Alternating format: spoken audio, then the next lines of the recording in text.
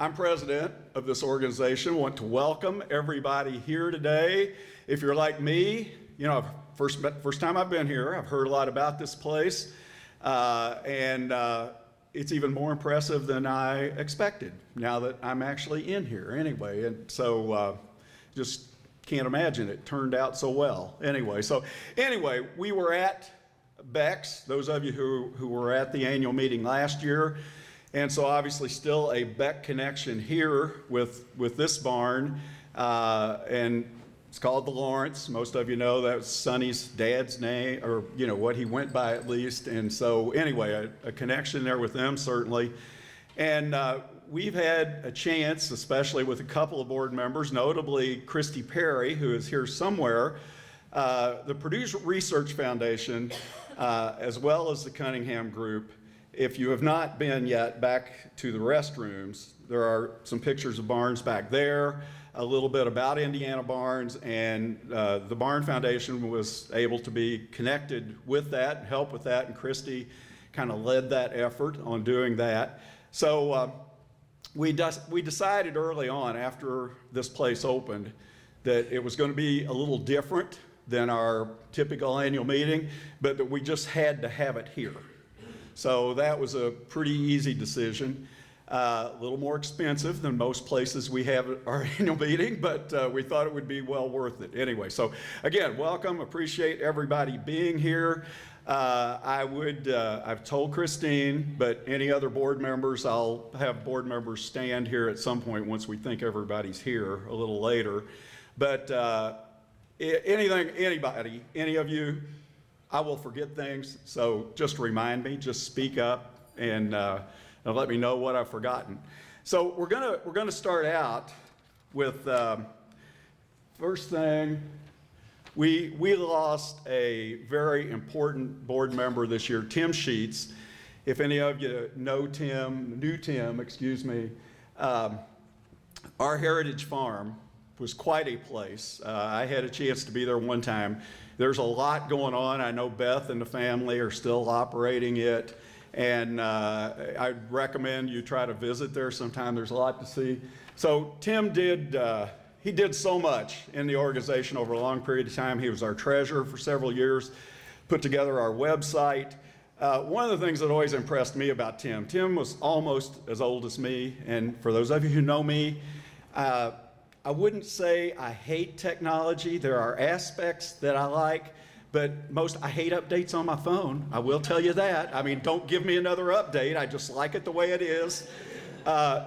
Tim embraced technology, which just always amazed me and really put together a lot of the things. I'm not even going to go into all of them because those, except for the people on the board, you won't even know what some of them were. But anyway, Tim was very important to the board. And we miss him.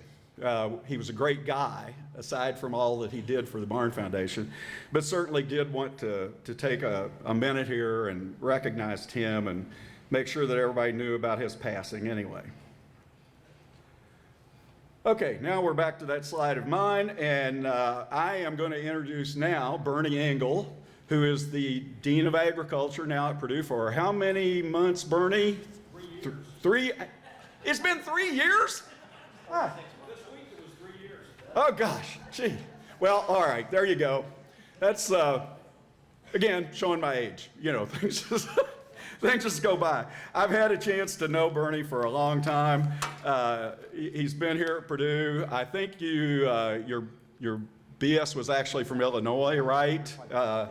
He's had some Illinois connection there, but certainly has been here. And I should say, the Glenn W. Sample Dean of Agriculture. I do know enough to get that in. So anyway, without further ado, we'll let Bernie tell us a little bit about what's going on here. Kent, thanks. Appreciate the opportunity to be here. So yeah, thank you. We had a long commute to get here this morning. We live a couple blocks this direction, so thanks for making this in the backyard of Purdue and in our backyard as well. This is a fabulous place, and I think if you've not been here before, you'll certainly enjoy the day, and I'm certain they would be thrilled to have you come back. So just a few quick highlights about College of Ag. We continue to do very, very well reputationally, both internationally and nationally. Ranked number 6 internationally, number 3 here in the U.S.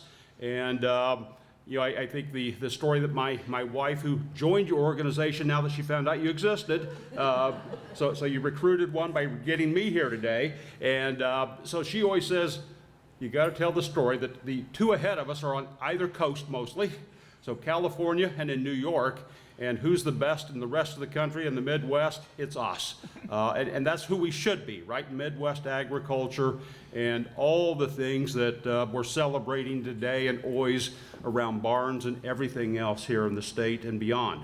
So we continue to do quite well there, thanks to all the missions performing at a high level. Another strong year of research. Research continues to be the driver for opportunities for students, for faculty, for many staff supported on these as well. And the story I always like to make sure I share, why is it so important beyond those things? Return on investment in ag research at public universities like ours is 20 to 1, and we're probably better than that, right? So round numbers, we spend better than $100 million a year, a lot of that federal funding, industry funding, other, and investments then by the federal government, state government in us. So $100 million, 20 to 1 ROI, $2 billion of impact. So we're doing that annually. You're not going to see all that impact from the things we do this year obviously. Those are going to play out over 10, 15, 20 years and beyond. But when you're doing that every year, pretty good impact for the investment there that really leverages a whole lot of other opportunities as well. Extension continues to do well, continues to be that connection from campus to every location in the state. We're certainly in the midst of some transformation. I'll touch briefly on that here in a moment. Bernie, hang Yes. on. Now that I sat there, It, I forgot to advance the slide. okay, well. So I have to start over? I thought it was me talking all the time. Okay. So Extension continues to do quite well. We're in the midst of a transformation. So, the state now will have, I guess officially come January 1, 12 areas. Rather than having everyone embedded in single counties, they now work across a region. 4-H continues to be local. It needs to continue to be local and will be. Secret sauce of 4-H, and I think many of you know that, more than 10,000 volunteers. And I talked to a few of you earlier this morning, working at fairs right now, among other things. So thank you for those that volunteer. Continue to encourage others to volunteer there as well, because that's the real big driver for the 4-H part of things. As we move to these regions, I think what we're going to ultimately find is that our staff that are sprinkled throughout the state, all 250 or so of them, are now going to be spending 75% of their day in their area focused on the things they're most passionate about, rather than 25% in a county that they had been in and 75% of other things that were necessary to make Extension work. So I think as we get through the transformation, we're going to find a really healthy ecosystem out there. So thank you ahead of time for your support as we work through this transformation. So we will get there, budget driven. So when you don't have raises on the dollars that support Extension for 20 years and you get raises annually, pretty tough situation from a financial standpoint to make that sustained. But I do think we will end up with a better opportunity for many of the people out there and those that they support. Certainly getting ready for the new academic year. As you came through campus, you probably saw that summer is not only summer, but it's construction season.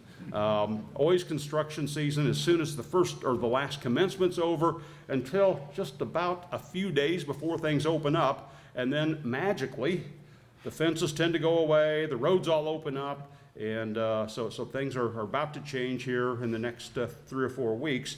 We'll have a great incoming group of undergraduate students this year. I think we have on the order of 630, 640 coming in. We were mid-500s last year, so a pretty good bump there. We'll probably be about 2,900 undergraduate students. We have capacity for more. We would love more. And part of the we would love more story, not annually, every 5 years, we do a study with USDA on job outlook in agriculture. And we did the last one that wrapped up last fall. And it said, over the next 5 years, there are going to be better than 2 jobs for every graduate of programs like ours and other programs nationally. Better than 2 jobs. And so the challenge is our pipeline. And that's true elsewhere in the country as well. So if you know young people who want a phenomenal career, encourage them to take a look at agriculture. We would love them to be at Purdue, but certainly elsewhere would make a big difference in helping meet some of these needs as well. I think many of you are aware that I think this is year number 3 that Purdue will operate a campus in Indianapolis. It's treated as the same campus as here. And we will ultimately get there in some other ways, but we're thrilled. We hired 2 great new faculty in agricultural economics, working in agribusiness, working in policy and related. They will start there this fall. Center of gravity for much of ag business and certainly policy here in the state is there. So that will be a phenomenal opportunity to have them close and embedded in that ecosystem. So that will be great news as we move forward. We're in the midst of a Victories and Heroes campaign. So it's been fun talking about some of the victories that the college has had and some of the many, many heroes. And I would dare say probably some of you have some Purdue faculty, staff heroes that come to mind as well. And one of the pleasures in my job, I get to hear about many of those at almost every place I go. And that's always a lot of fun. So we're in the midst of that. Well, I think we're looking forward to a great year. Appreciate the opportunity to be here, and we'll look forward to the program. So thank you. Thank you.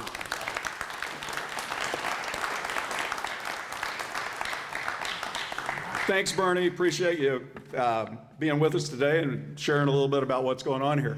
Okay, now I think about everybody's here. I want to ask, and if you would look on, is that page 12, I think? You have the board members listed.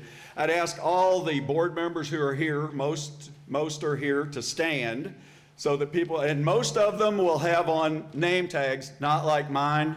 We have official name tags, but I couldn't find mine, so I had to go with what I had.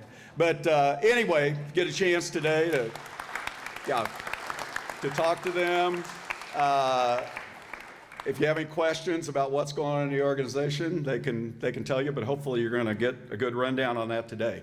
Now, the other person I want to introduce, who is going to introduce our next speaker, is I'm still going to say new executive director. She was with us last year for the annual meeting and a couple months before that.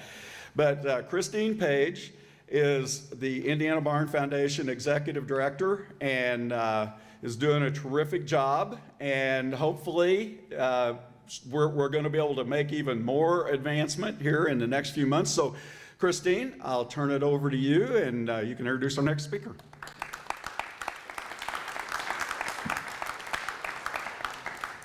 All right. Can everybody hear me? I'm not as loud as Kent, so. Nobody. Well, our first guest speaker is Lee Gowdy of the farm at Prophetstown. Just a little bit of his background. He didn't start off in the position that he is in now. He actually is from Logansport, moved to Lafayette in the late 90s, and he worked at Eli Lilly in the quality control lab. And then he joined his wife's home care by design. And they worked together until they sold the company in 2021. And then he had a complete career shift and now gets to spend his days at the gem of a location in a state park that is a working farm, kind of a museum. And he gets to spend his days doing that. So he's going to tell you all about it. Here's Lee Gowdy.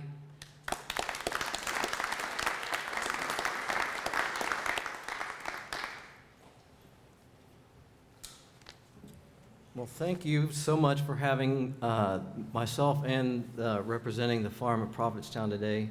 Christine about laid out my whole speech today, so that was very good.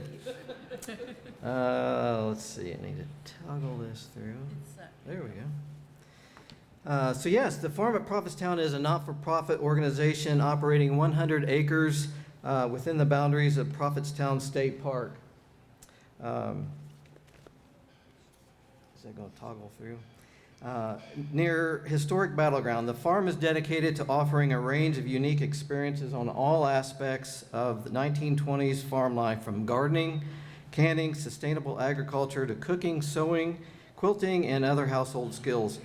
Our purpose and mission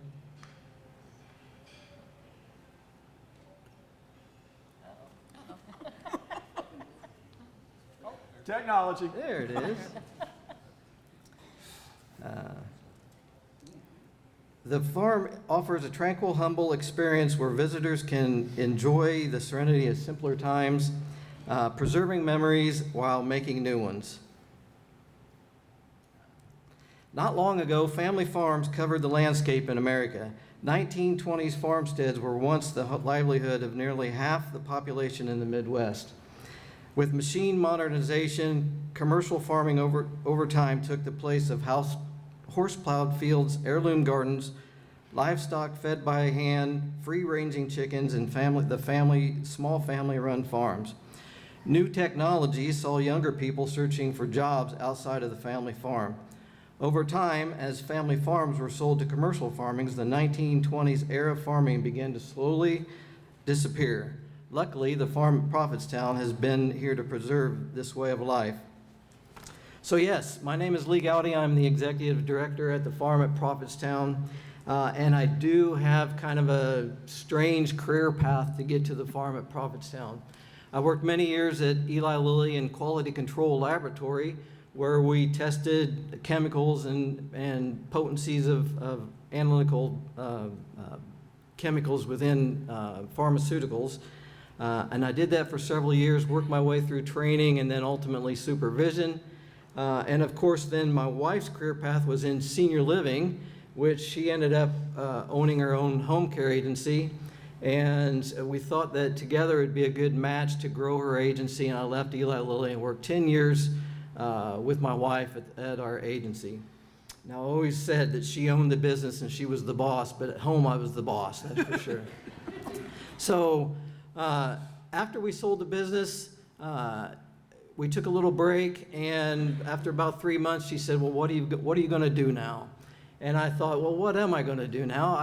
I've had this strange career path so far. Do I want to go back to a corporate setting or continue giving back to the community? So I found the opening at the farm at Prophetstown for the executive director's position, and I thought I'd go talk with them. I said, I don't know anything about history or agriculture, but I do know business growth, community connections, HR, and all those fun things. So we said, let's give it a try. So I jumped in and said, let's give it a try. And so here's my first day at the farm at Prophetstown. So when I took the position as the executive director at the farm, I didn't know what I had stepped into. I had a lot to learn. The past 4 years have been spent with a focus of getting back to the farm's roots, the original plans, rebuilding the culture, and establishing processes that make and maintain sustainability. We are now shifting our attention from the physical repairs to events and education that we provide for the community. So the farm offers an event every weekend for the community to come out and participate. Most of those are free events. We do 5K runs out in our prairie. We do Easter egg hunt for the kids. We have Ileana and Tractor and Power come out and do a tractor show. Purdue does a homesteading event at the farm. Christmas on the farm. Actually tonight, if you're still in town, come out to the farm and we'll have a concert in the barn at 5:30. Vintage baseball games, that's fun. We do family day. country fair, trick or treat with the animals, planting with kids, iced tea on the front porch, Father and Mother Day, cookouts, blacksmithing, and of course our famous farm-to-table dinners, just to name a few. The farm also has many school tours in the spring and the summer and other tours throughout the year. It's easy to estimate that the farm sees 35 to 50,000 visitors a year from not only our area, but from around the country and around the world. Being in a state park, we have campers visit from around the country, and being next door to Purdue, we have a lot of international students that come in, and when they're here visiting, they want to visit Indiana and the things in the area, so they'll visit the farm. So literally, we have the opportunity to share our historic farmstead around the globe. Physical improvements on the farm include repairs and painting of most of the buildings, entrance sidewalk, new storage garage, and a long list of others. This also includes new events that are mindful to 1920s history and promote tourism for a wide range of visitors. Families can observe and participate in these pastimes through educational programs and immersive events offered to preserve and celebrate the memory of historic farming. Young and old can hold on to and enjoy the serenity of simpler times at the farm whenever they visit. Probably our largest project that I've done over the last 4 years is the exterior restoration of our Gambrel barn. The barn is 40 feet wide, 80 feet long, and stands 34 feet. In fact, walking through today, I've picked up some ideas that I might do in our barn. Our barn was built on site in the 2000s, and most of the wood came from 2 fallen barns in southern Indiana. When I first started, I had a lot of maintenance and repairs to do. But walking around our barn, I just knew that I needed to get, and again, back to not having an agriculture or history background. I didn't know that much about barns, so I needed to go find the experts. So I needed to find someone who would give us a professional assessment of our barn. Not having that deep agricultural background, I rely heavily on the experts in our area. So I began reaching out to folks who might have someone who could give us that professional report. And that was a bit of a challenge. There's not that many people out there there's construction folks, but they don't always understand the restoration of a 1900 century barn. So it was about a 5-step process of calling from one person to the next, and ultimately I was able to meet Mark Hufford. And some of you may know Mark. Mark, his sons, and his team, Peg and Penn, have been a valuable asset to me and the recent growth of the farm. I have learned many interesting facts about historic barns from Mark, which I'd like to share. In the 19th century, barns served as an essential multi-purpose hub of agricultural life, acting as a combination factories, warehouses, and stables. Their primary purpose were housing draft animals and livestock, storing loose hay and grain, and protecting valuable farm equipment. The farmer's barn was often built before the house. During the 19th century, farmers often built the barn before the main house. The barn was the economic engine of the homestead, prioritizing the storage of crops, protecting expensive livestock, and sheltering the heavy equipment over the farmer's living quarters. Old 19th century barns in Indiana are disappearing at an alarming pace, with an estimated 90% loss over the last century due to severe weather, development, and high maintenance costs. To combat this recent decline, groups like the Indiana Barn Foundation are providing restoration grants, free barn assessments, and resources to help owners save their properties. So everything that you do helps preserve that historic agriculture and the barns in our Midwest area. 19th century barns relied heavily on heavy timber frames using hand-hewn local hardwoods joined by wooden pegs and complex mortise and tenon joints. This was a very labor-intensive work. Builders laid stacked fieldstone foundations and raised massive frames collectively in the community. In the 19th century, barn construction saw marks are the most reliable physical indicator of a building's age. The transition from hand-hewn timber to water-powered saws, steam-driven circular saws provide a clear and progressive timeline. I'm sure Mark is proud of me right now. I knew none of this. Luckily, our barn's frame timbers were sound, but a complete exterior restoration was needed to preserve our barn. And of course, you just don't run to Lowe's and get dimensional lumber when you're a 1920s living museum. So construction began on our barn. It was about a 6-week process, removing the old siding, and then ultimately our wood came from a sawmill in southern Indiana off of Family Farm, yellow poplar, and it was cut on site and then delivered to the farm. The planks and the battens, the new boards,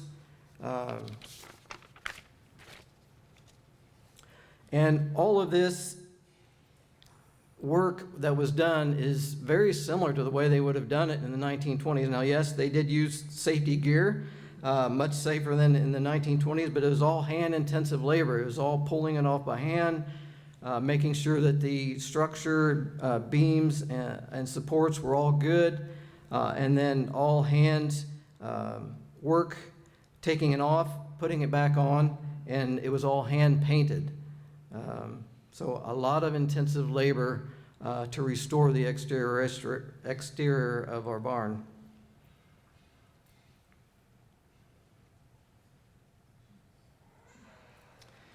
So our barn stands proud and iconic now, showcasing Indiana's agriculture history as it once was.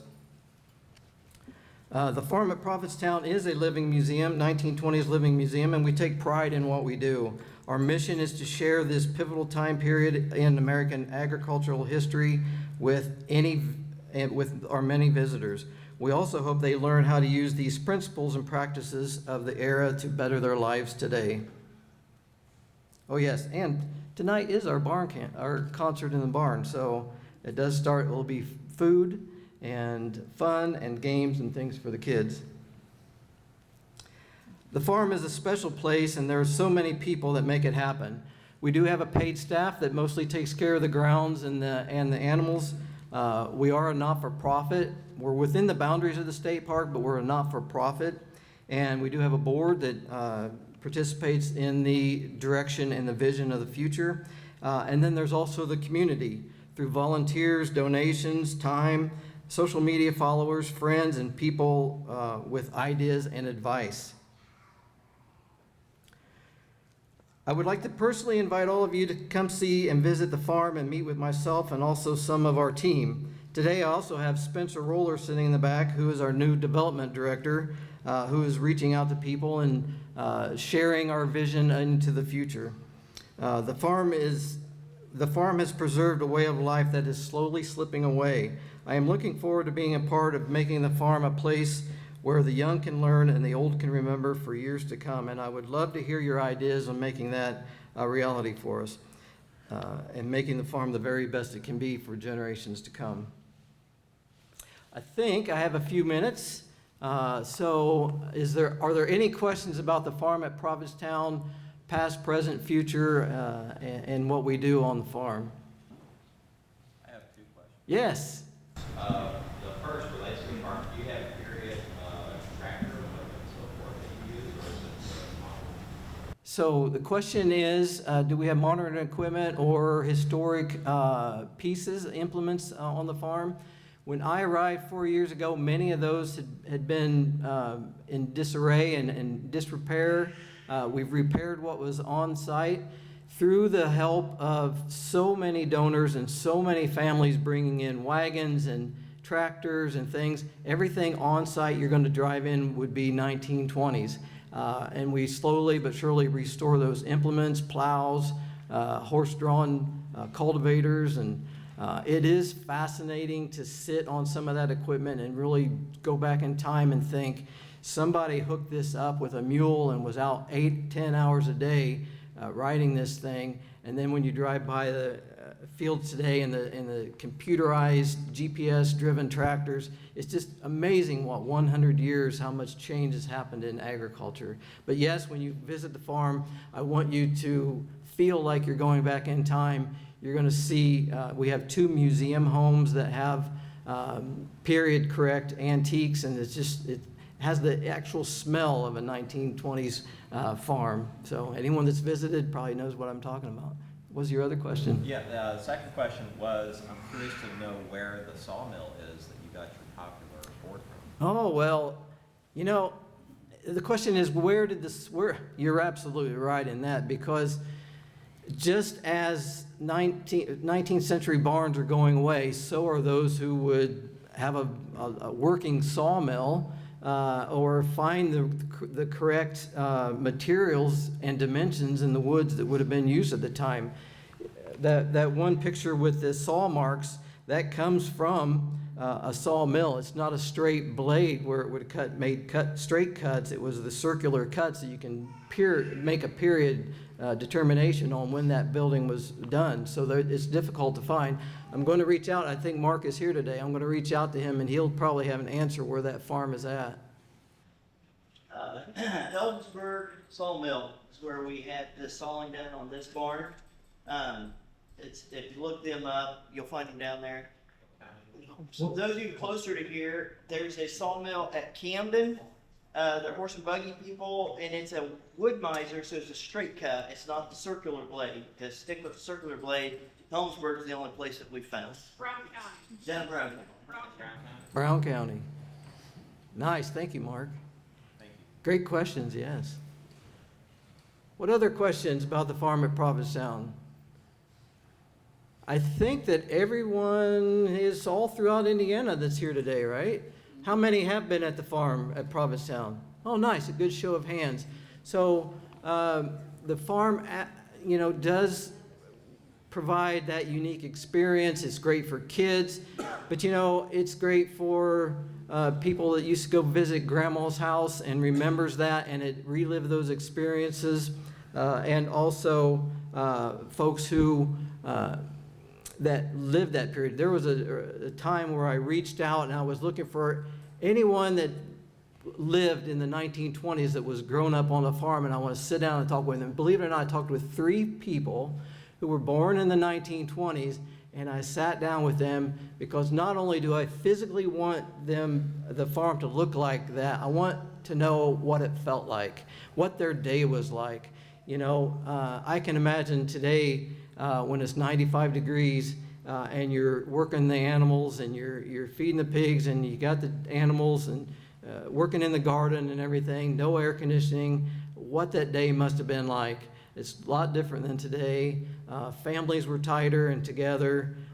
Communities came together and helped each other out. Those things that you don't see, I try to also bring into the farm and make sure they're there for people when they visit.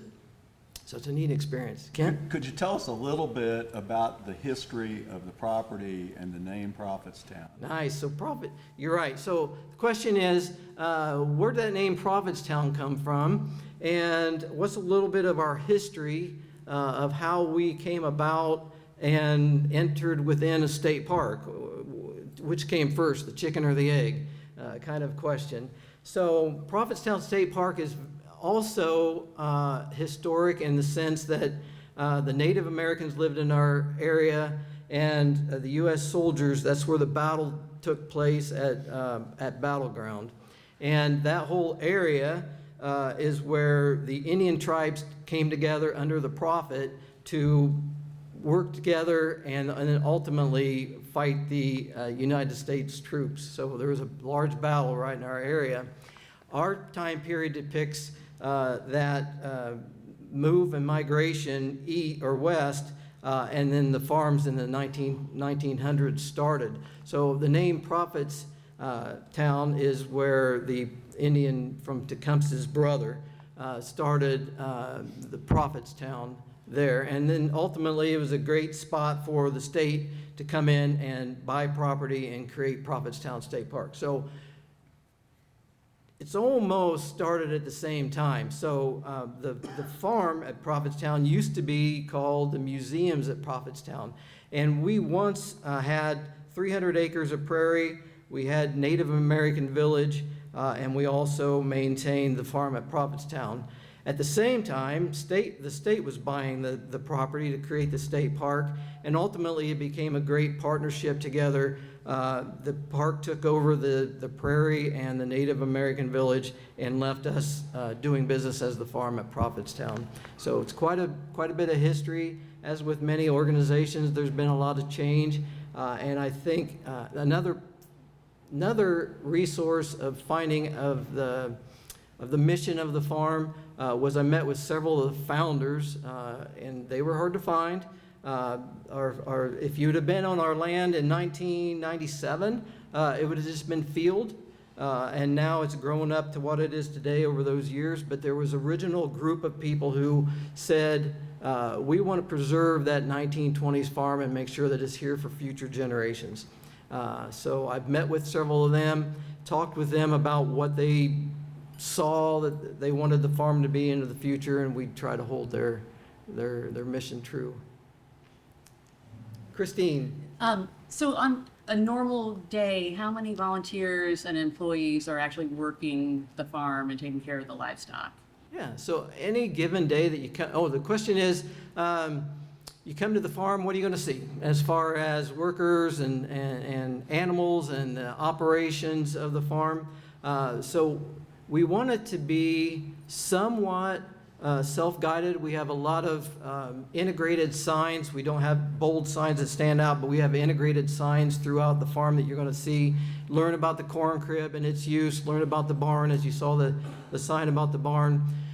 We have regular paid staff who mostly take care of the regular grounds and the upkeep of the animals. With volunteers, sometimes it's challenging to have volunteers come in and take care of the animals because they don't know exactly their medications that they're taking or the feed and their diets. But we do have volunteers that work in the gardens and work on the grounds. And then upstairs in the two-story farmhouse, upstairs is our offices. A lot of people ask, what's upstairs? And I said, come on up, that's where we work, and I'll put you to work with something.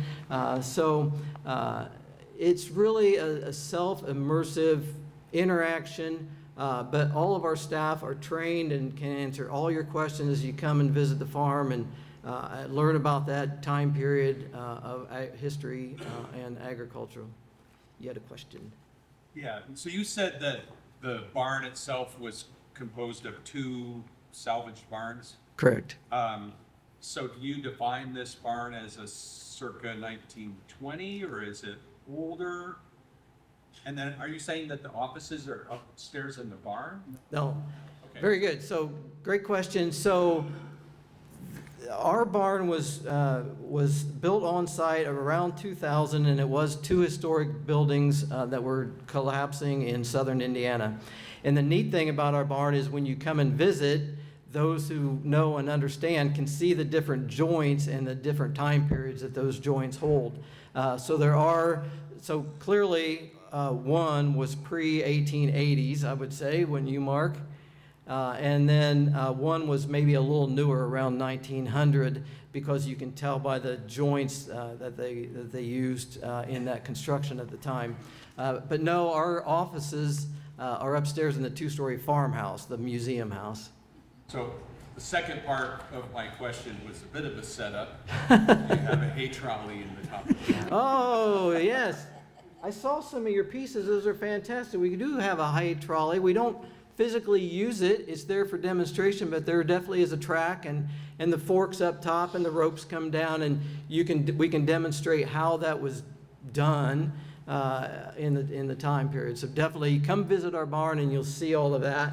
And I'll also pick your brain about your thoughts and what else we should add to it to make that a true picture of how it was used at the time. Great question. Yes? You tell me a little bit about my house, it's a little scary. Oh, very nice. Oh, she knows a little bit about the farm. So the question is, there's 2 museum homes on the farm. One of the original founders was, if you know anything about Lafayette, there was a Sears on the levee somewhere, and one of the managers, Dale Gibson, was one of the founders of the farm.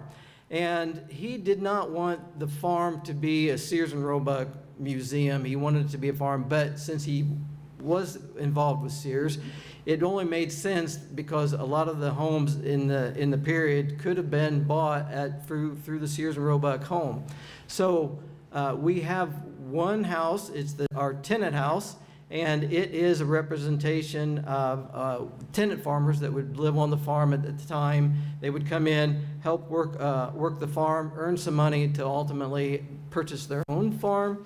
And then the other house is a replica of the Hill Rose that you could have bought out of the Sears and Roebuck catalog. So a lot of history there with not only being farming, but also the Sears and Roebuck homes. There are still Sears and Roebuck homes, of course. Not all of those you can walk through and visit and touch and feel and see the magazines. I actually have from 1923 the letter correspondence of the tenant house. I've got the letter correspondence from the family and the purchase of Sears and the blueprints and the plans and everything that house, when you purchased a Sears and Roebuck home, it came to you on a rail car, and you get all the wooden pieces marked with numbers, and you had to put it together like a kit. So it's got a really neat history. How's my time? You're good. It's got a really neat history of the Sears and Roebuck home and how it fits in with history and agriculture. So I read that you have farm to table dinners. Is that in the house or barn or how, Yes. how often do you have that? Nice. So a question is, and some of you may have been at some of our farm to table dinners. Question is, do we do farm to table dinners? How's that work? And how often do we do that? So in the back, thank you, it jogged my memory. In the back, we've got our event calendars and our mission statement and a little bit more insight of what the plans are for in the future. So every month we hold a farm to table dinners, a farm to table dinner, and they usually have a different theme with them. They are the proteins off our farm, our meats and our beef and pork. And then either if we don't have our produce, we use local farmers to bring in that produce and everything to have that farm to table dinner. It's a 5-course meal, and it's set within the first floor of the Gibson House, the farmhouse. And it's a really unique experience. It's not like any other. It's usually a 2-hour event. It's not just coming to eat. It's really an event where you're going to eat on the china. Chickens are roaming around as you come in, and it's really going back in time and having a really good meal and enjoying that period of time. So usually they're in they are indicated in our event calendar, but we'll post those on Facebook. As soon as they go up, they fill out. So it's really kind of hard. If you really wanted to go to a farm to table, you might take a look at our event calendar and say, I'll call ahead for next month and we'll try to get in. So thank you. Yes. How many people can join that dinner at one time? So a full house of our dinner is about 32. That's about really, you start squeezing people in, it really starts taking away from the experience. So it's a very intimate interaction with the farm and the farmhouse. So it's about 32 max that we can have at our farm to table dinners. Any other questions? Well, again, I want to thank you all so much and everything that you do for Indiana preserving history of agriculture. Come visit the farm. It's a wonderful place. I personally would love to sit down with you and get your perspective on things that you know that we could do to improve and make the experience for the visitors that much better. Thank you so much.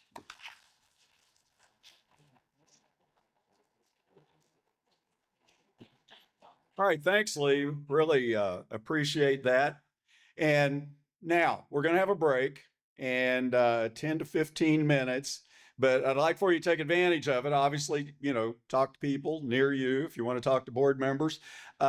Steve Weber, Steve, hold your hand up, has this much of his display of hay trolleys. If you want to come talk to Steve, he'll be talking in a few minutes. But, if you want to get a little personal discussion here, these are all were all manufactured in Indiana. The ones he brought here was the reason he chose these.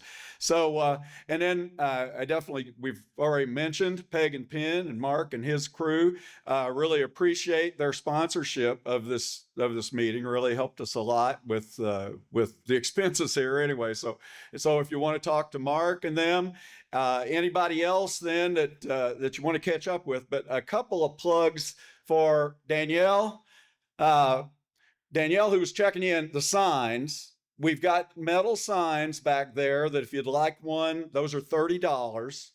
And then if you notice, some of us have on wear different items of different types of shirts. Largely, there are caps. You can go on our website, and it really does. I enjoy wearing these because I have people ask me about the Indiana Barn Foundation, and I know others of you do who wear them.